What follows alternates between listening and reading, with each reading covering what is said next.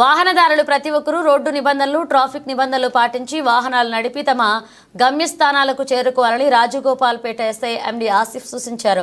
సిద్దిపేట జిల్లా నంగనూరు మండలం అక్కినేపల్లె గ్రామంలో జాతీయ రోడ్డు భద్రతా మాసోత్సవాల సందర్భంగా గ్రామ యువతకు అవగాహన కార్యక్రమాన్ని నిర్వహించారు. ఈ సందర్భంగా మాట్లాడుతూ వాహనదారులు ప్రజలు ట్రాఫిక్ నిబంధనలు రోడ్డు నిబంధనల గురించి అవగాహన కలిగి ఉండాలని, యువత ట్రాఫిక్ నిబంధనలు తెలిసి ఉంటే రోడ్డు ప్రమాదాలు జరిగే అవకాశం ఉండదు అని తెలియజేశారు.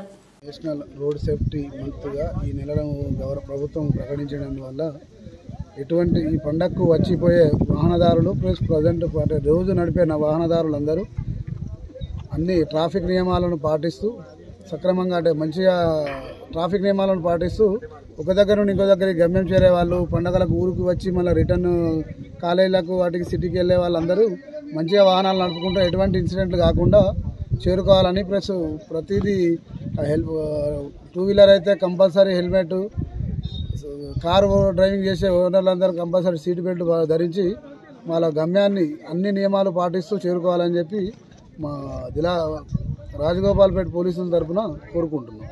అసలు ఆటోమేటిక్ మీరు అంటే ఒక్కోసారి మనం పోతుంటే నడుచుకుంటూ పోతుంటే అటు ఇటు వంగుతుంటాడు కదా, అది అనేది సరిగా బ్యాలెన్సింగ్ ఉండదు.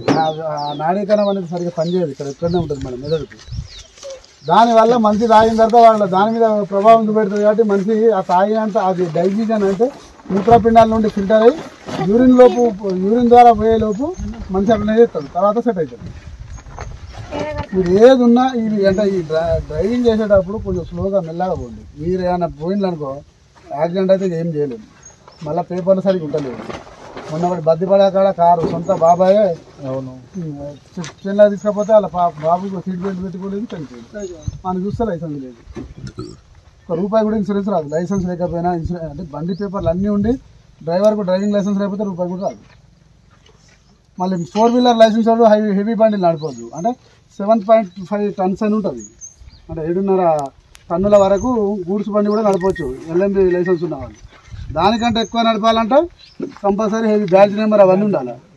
క్రేన్ ఉంటుంది, క్రేన్ కూడా సపరేట్. మనకు అప్పుడప్పుడు క్రేన్లు లేపుతాయి కదా, అది పట్టేసే రాళ్ళు లేపడం లేకపోతే ఇంకేమన్నా బండ్లు యాక్సిడెంట్ అయినా వాడు క్రేన్ కూడా వచ్చి లేపుతుంది కదా. క్రేన్ కూడా డ్రైవింగ్ లైసెన్స్ ఉంటుంది. జేసీబీలు నడుపుతాయి, హార్వెస్టర్లు నడుపుతాయి, వాటికి కూడా డ్రైవింగ్ లైసెన్స్ ఉంటుంది. ఆటో రిక్షా అంటే ఆటో రిక్షా అని ఉంటేనే ఆటో తోలాలి. బైక్ వితౌట్ గేర్ ఉంటుంది, విత్ గేర్ ఉంటుంది. వితౌట్ గేర్ అంటేనే స్కూటీ, విత్ గేర్ అంటేనే బైక్. అవన్నీ రకరకాలు ఉంటాయి అన్నట్టు. కొన్ని ఒకసారి అప్లై చేసిన తర్వాత దాన్ని మళ్ళీ యాడ్ చేసుకుంటూ పోవాల్సి ఉంటుంది. మీరు ఏం చేస్తారంటే నాకు లైసెన్స్ ఇప్పుడు ప్రతి ఒక్కరు పోయి స్కూల్కి డ్రైవింగ్ స్కూల్కి పోయి నేర్చుకోవాలి. ఎంతమంది మీరంతా పేరెంట్స్ ఫ్రెండ్స్ తప్ప వేరే వాళ్ళు నేర్చుకున్నారా? డ్రైవింగ్ స్కూల్కి వెళ్ళా పోలేదు కాబట్టి మీకు రూల్స్ అండ్ రెగ్యులేషన్స్ తెలియకుండా ఉంటాయి కాబట్టి ప్రాబ్లమ్స్ అవుతాయి.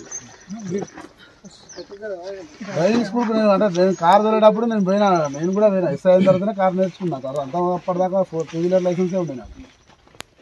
నేను కూడా అప్పుడు 2 వీలర్ తోలేటప్పుడు మామూలుగా మన బ్యాచ్మెంట్ కాన్స్టేబుల్ ఉంటే అది నేర్చుకున్నాను. తమ్ముడు పర్ఫెక్ట్గా రాబోయే హైదరాబాద్ వెళ్తే నేర్చుకున్నాను. అంటే ఎగ్జాంపుల్ చెప్తున్నాను.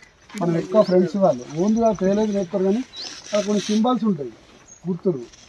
80 స్పీడు, 40 స్పీడు, 20 అని రాసి ఉంటే పోతున్నారు. ఇలా యారో మార్క్ ఉంటే రైట్కి టర్న్ ఉందని, లెఫ్ట్కి అయితే లెఫ్ట్, కొన్ని చోట్ల ఎస్ టైప్ ఉంటుంది. అట్లా ఆ టైప్ ఉన్నది రోడ్ అని చెప్పి మనకు ఇండికేషన్స్ ఇస్తుంటారు. రోడ్డు ఇంజనీర్లది ఒక 1% కూడా తప్పు ఉండదు. మానవ తప్పిదాల వల్లనే ఈ యాక్సిడెంట్లు అవుతాయి. మన తిరుపతి ఫోటోలు తీసినావా? తీయలేదు.